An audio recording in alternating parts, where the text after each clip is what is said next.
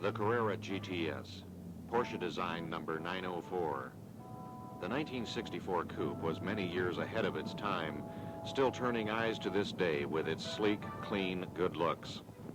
Built on a simple square metal frame with Porsche's first ever fiberglass body laminated to it, the 1,400-pound racer was to carve a healthy niche for itself in road racing, endurance contests, and international rallies. Settle back for the next few minutes to experience the 904.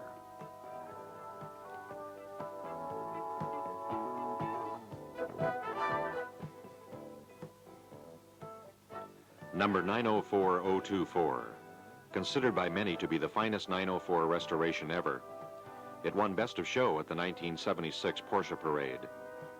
Most 904s were delivered with silver or red paint, but many customers ordered custom colors at the factory or applied their own racing identity after accepting delivery. An estimated 110 904s were built with the four-cylinder motor. Very few still exist, making this coupe coveted by collectors around the globe.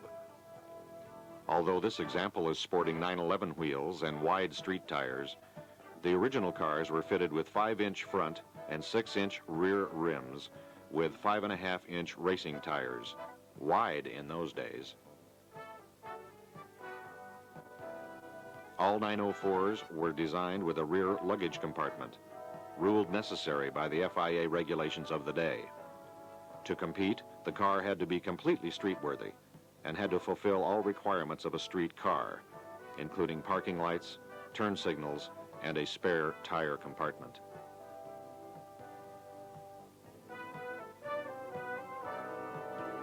The sweeping simplicity of the car's line is broken up by the use of an indented character line along the lower portion of the body.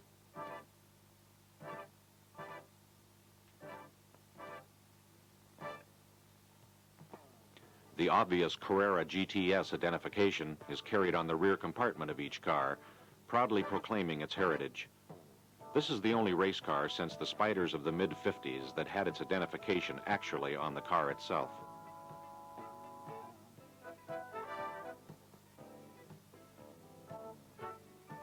A flawless fiberglass body was to mark yet another achievement in the craftsmanship of the men from Zuffenhausen. Fiberglass is noted for its inability to retain its integrity, but 904 owners even to this day remark upon how tight the fit remains even after more than 2 decades.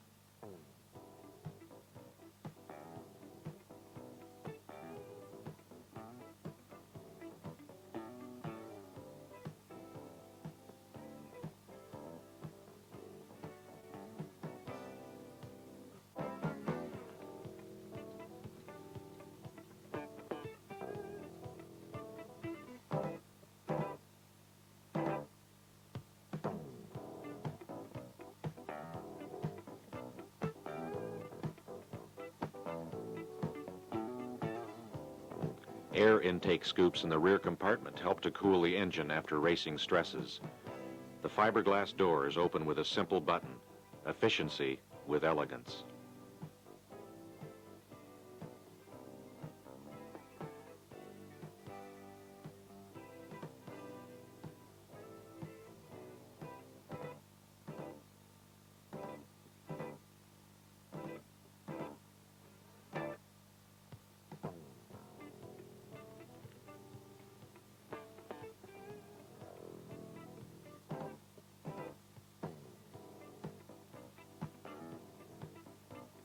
The stark yet strangely attractive interior includes an emergency brake and adjustable foot pedals. The seats do not move, so the brake, clutch, and accelerator pedals were designed to adjust for various driver heights. A full complement of instruments highlight the stark cockpit. The battery is stored on the interior floor under the passenger's feet. Every bit of usable space was used.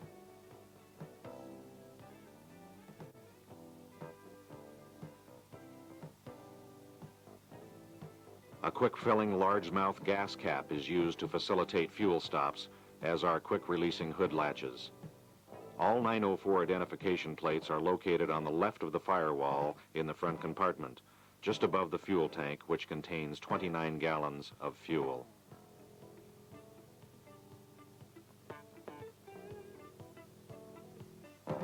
The hood opens frontward and is hinged by simple metal tubing.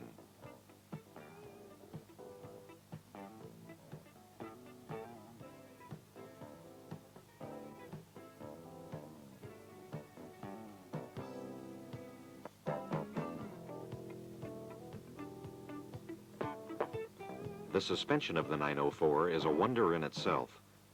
Light but strong, the design is a thing to behold. All adjusting can be done easily and quickly with the rear compartment open. The 904 was originally designed for the 901 six-cylinder engine, but when production was not completed at race time, the successful 2-liter four-cylinder four-cam motor was substituted. The smaller motor has ample room in the engine compartment, thereby making adjustments at trackside easy and quick. A closer look reveals the rear suspension consisting of control arms in rubber bushings.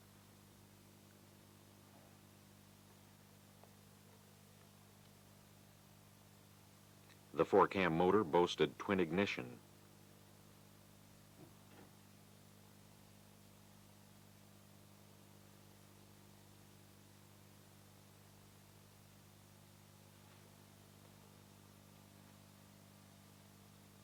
An additional roll bar has been built into this example for additional safety, as the original roll bar was not adequate for severe accidents.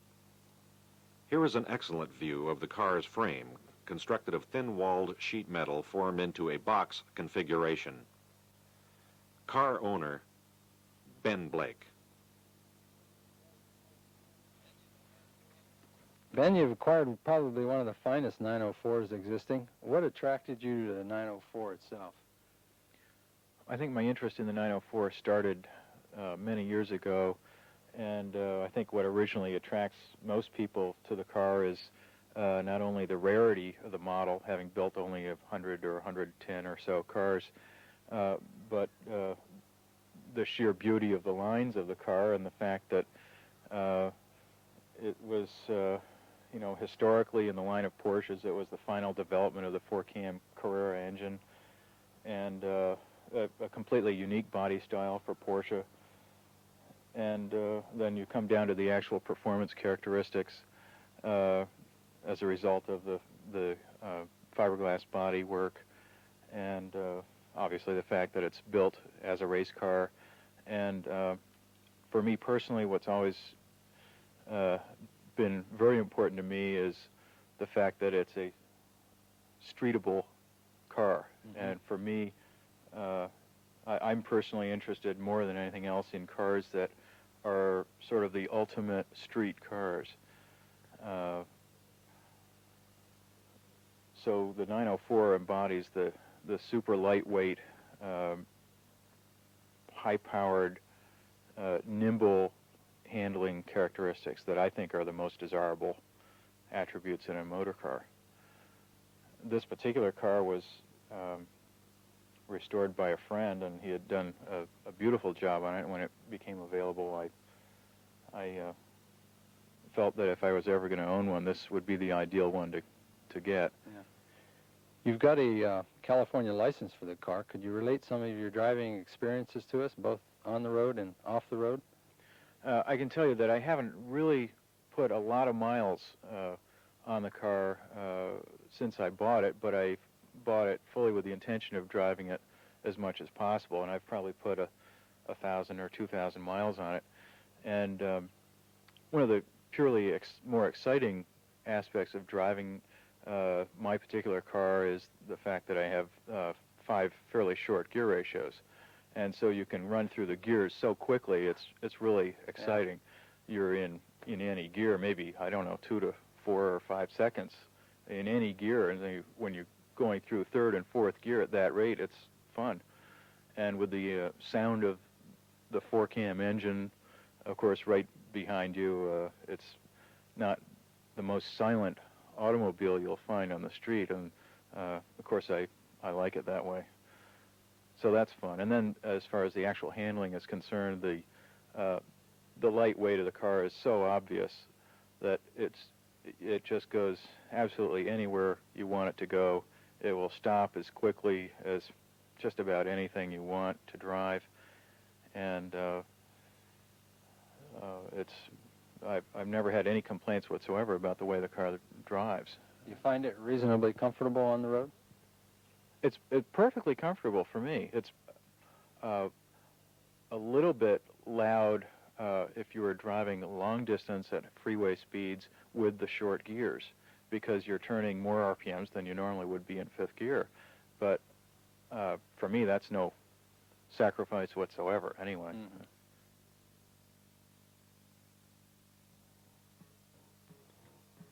Number 904086. Restored in 1977. Featured in the Salon section of Road and Track magazine in July 1978.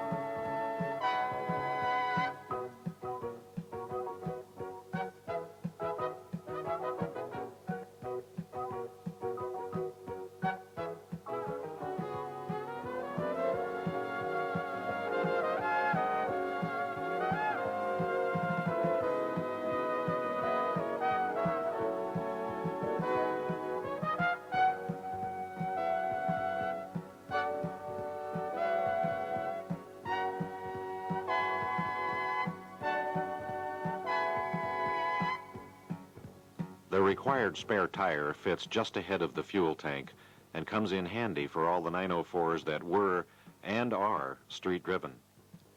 This example is fitted with the optional gasoline heater to provide additional passenger comfort. All 904s included dual master cylinder reservoirs for additional safety.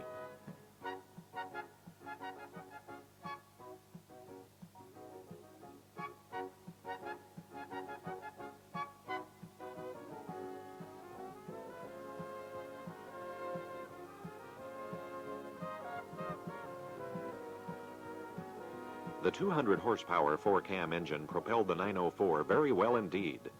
Top speed was achieved at slightly over 160 miles per hour.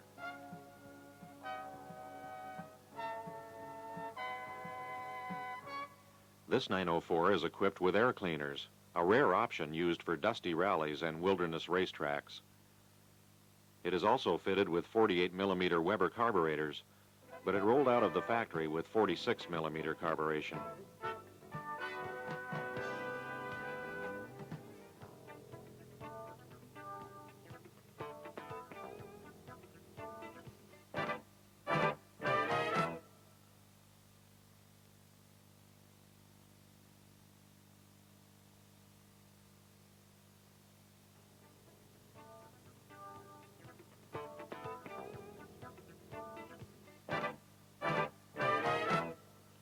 The dry sump oil system uses an aluminum holding tank on the passenger side. It carries 11 quarts of racing oil through the front-mounted oil cooler.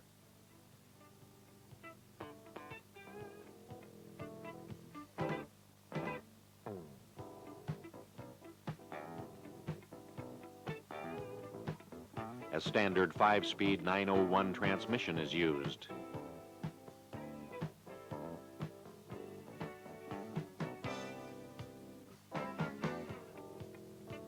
Gears are changed easily by removing the rear transmission cover, precluding the necessity of removing the transmission when changing gear ratios.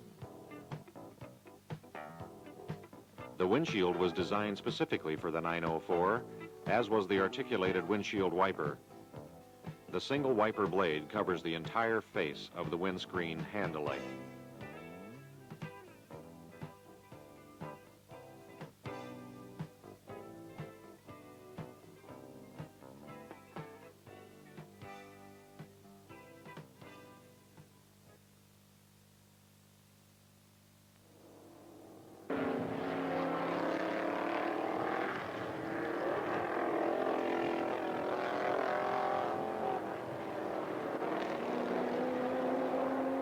904 was not always the fastest car at the races, but it was one of the most reliable, most always finishing, always high in the standings. It won many races outright over much more powerful machinery and still continues its winning ways to this day in vintage track events across the nation. Because of its power-to-weight ratio, the 904 was always classed with Cobras, Corvettes, Mustangs, and Ferraris.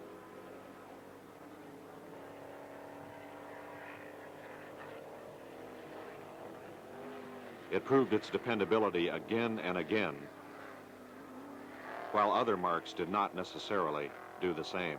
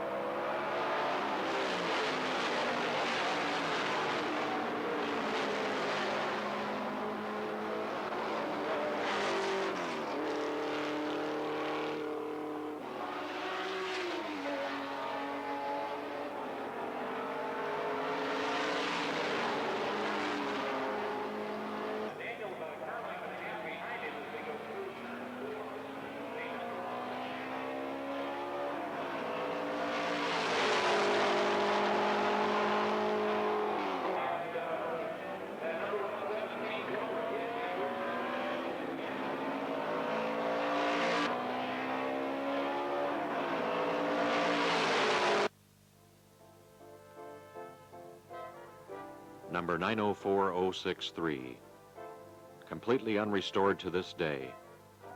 About 1,000 miles show on its odometer. Praised by aficionados the world over as the finest original example existing. Take a few moments now to enjoy a real piece of racing history.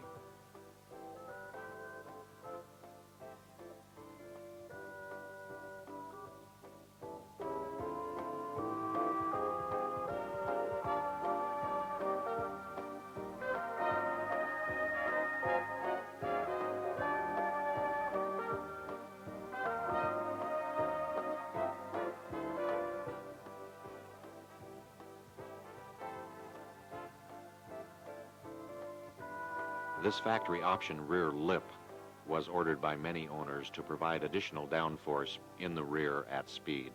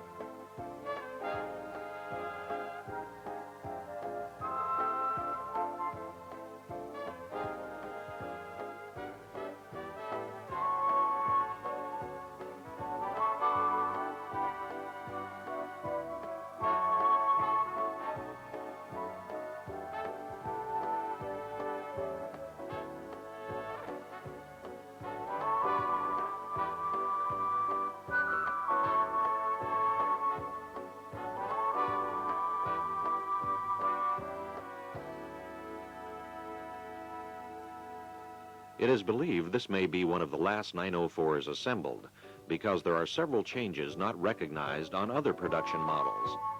We will point out some of these changes to you.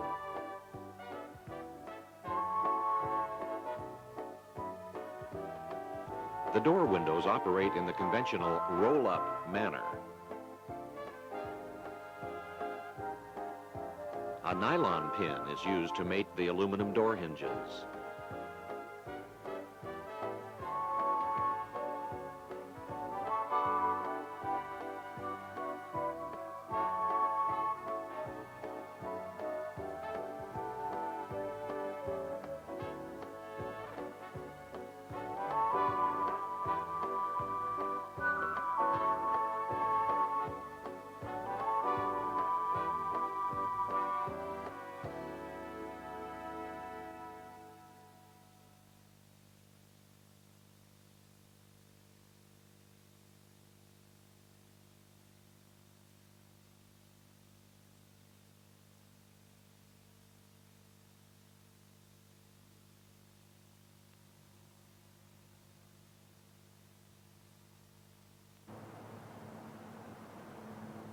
Dual ignition triggering devices were fitted to this car by the factory, an addition not seen on any other 904. It's been said many times that each racing car constructed in Stuttgart was different in many ways.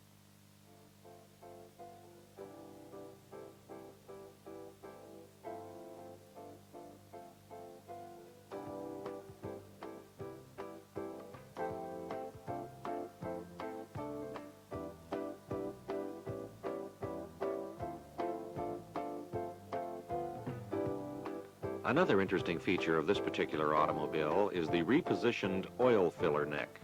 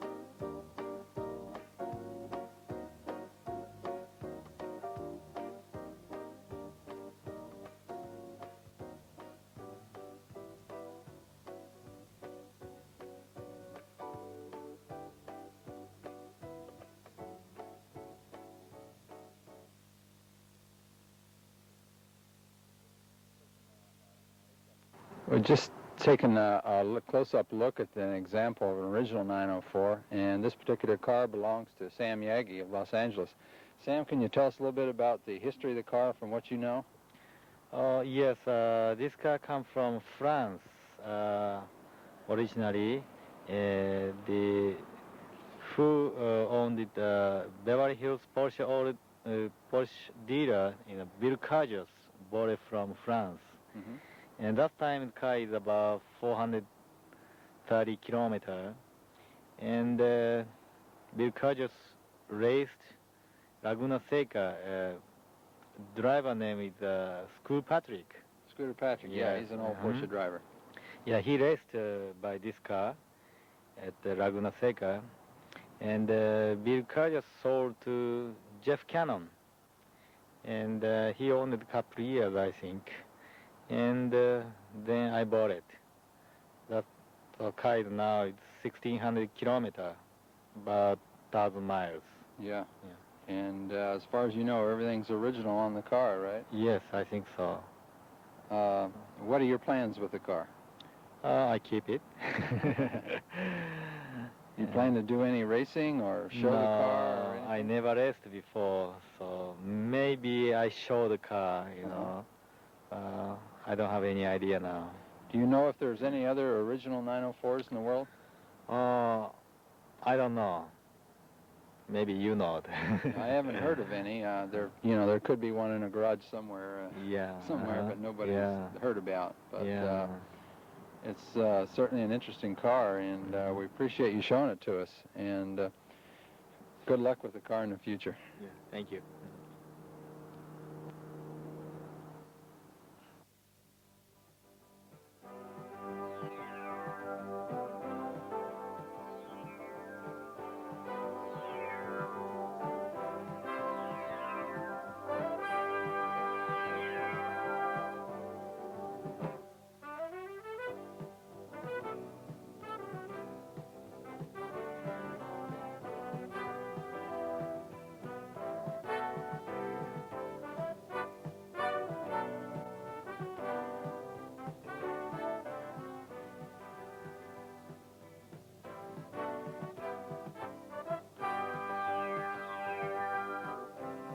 The Briggs Cunningham Automotive Museum in Costa Mesa, California. Racing and antique enthusiasts from all over the world make this an important stop when visiting the Pacific Southwest. In the museum are housed racing and passenger cars of all vintages, Indianapolis winners, Formula One cars, and the complete stable of the formidable Cunningham racing cars of the early 50s highlight this never-to-be-forgotten step back in time.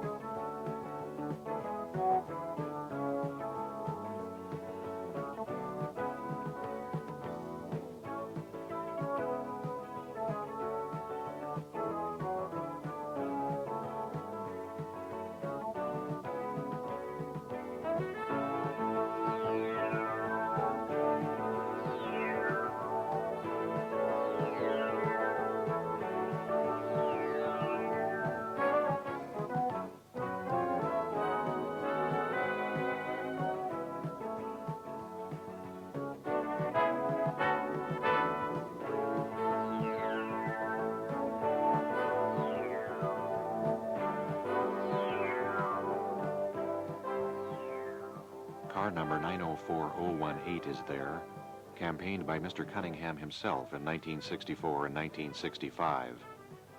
The car saw the course at Sebring as well as many other tracks around the nation. Still fitted with its custom racing touches, the car is a good example of a veteran 904 that was designed for endurance racing.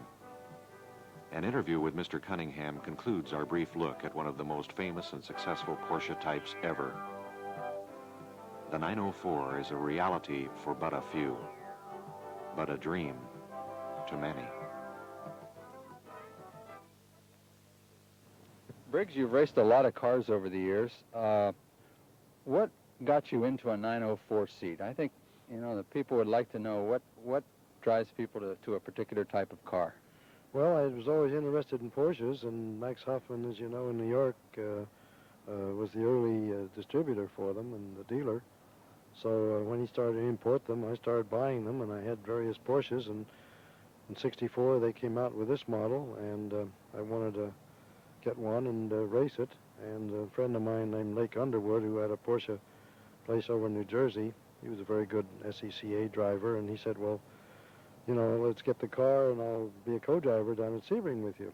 So we got the car, and I think it arrived about March or something like that, and of course Sebring was probably about 2 weeks later. As I remember, I'm not sure whether it was flown down from the factory to Florida or whether he drove it down, but I know it was just about got there in time to get on the starting line. And we were very lucky that year and finished well. And then I ran it 2 more years, tried to make it 3 consecutive years that we'd run Sebring and finish with the same car. But unfortunately, we had a little trouble about 9 hours into the race in the 3rd year, and we didn't finish. So we didn't quite make our objective, but... You came real close, though, didn't you? Yeah, it was very interesting. I thought it was a lovely car to drive, and it didn't handle... Yeah, I mean, they'd gotten a lot of that rear end sort of swinging out in corners, on the thing. And it was a very pleasant car to drive, except it was hot. And What kind of modifications did you make to the car to make it more comfortable or run more competitively? Well, I don't know as we did anything basically with the engine. We gradually widened the rims and got some wider tires as that came along, and we had to build the fenders out to cover them, of course, according to the regulations, because Sebring used the same FI regulations we had at Le Mans and everything else. You had to cover the outside edge of the tire. And we got some more air in and out of it, and that's basically what we did. We did put a little lighter tail section on and save some weight there. And Richie, who was with Otto at the time, was a mechanic, and Otto he was very good, and he used to do the engine, and we'd run it more or less in our short races during the summer and everything, and we never had any engine trouble with it at all. What type of, do you have any problems with air as far as cooling yourself? Was it a warm car to drive? Yes, it was. It was hot, and of course Sebring could be very hot or it could be cold, and well, it was hot anyway, and so we did put some little scoops in the windows and a little outlet on the top of the roof there to let the air out, get the air in and out. I noticed the lip on the rear section of the car. Is Yeah. that something that was added by you or by the factory? You recall? I guess it was added by us. If it isn't a factory thing, then we put it on. I don't remember it was for the factory. I think we added that. I noticed some of the cars got a little light at high speed, and I suppose Yeah. that would help that a little Well, bit. I can't remember that now, but I imagine we added it. What did you do with the car after those 3 Sebring races? Is there anything Well, else? we came out when I moved out here I moved out here in about '62, and of course I brought the car with me, and then well, that car wasn't built then, but when the car was built in '64, when I went back there with it, Otto was back there, and he also took his own car back, and the factory had a couple of cars over, but I don't know. Otherwise, we ran it out here in SECA races. We ran it at Riverside. We ran it up at Laguna Seca, and I drove it. And of course, I was getting older, and I didn't push it too hard, and I just drove it for the fun of it. Well, I noticed the target on the door doesn't have any number on it. Does that mean there's no scheduled events coming up this year for the car? No scheduled events. I took it up to Laguna Seca, and I think we put a number on it, but I'm not sure we did. We just had the spot on it, which it should have had anyway. And we just ran it around in one of those parade laps, you know, where they had the various different makes and the different ages and different. Yes. I think there was 3 other 904s. I was surprised there weren't more up there. I remember talking to the fellows, and there were 2 from Denver, I think, or from out in Colorado, and 1 other one, and that was all. I thought maybe there'd be quite a few, because I think a lot of people have made them into road cars. Yes, and I think there's probably some people acquiring the cars that really don't have maybe the desire to drive them. They just have them more as a collector's item. Yeah, I see. They stay in a garage somewhere. Yeah, well, it's such an awful nice car to drive for a Porsche, I think. You know, it's fun to drive it on the road if you wanted it. I think that was the whole thing that made the 904 so exciting. You could drive it on the street. Yeah. I think they ran some, didn't they? Ran some, what, 65 or 6 or something in the Targa Florio? Didn't they run a team or something like that in there? Some of the They European did races. fairly well, but they were just a little bit on the heavy side because it was the first job they ever had with fiberglass, and I think they just, you know, were a little careful. Well, we certainly appreciate your sharing this information with us on the 904, and we want to wish you all the luck in the future with the car, whatever it may be. Well, thank you. It'll just be a museum piece, and we take it out and drive it around, keep it Great. running, you know. And people can enjoy it. Thank you. Thank you.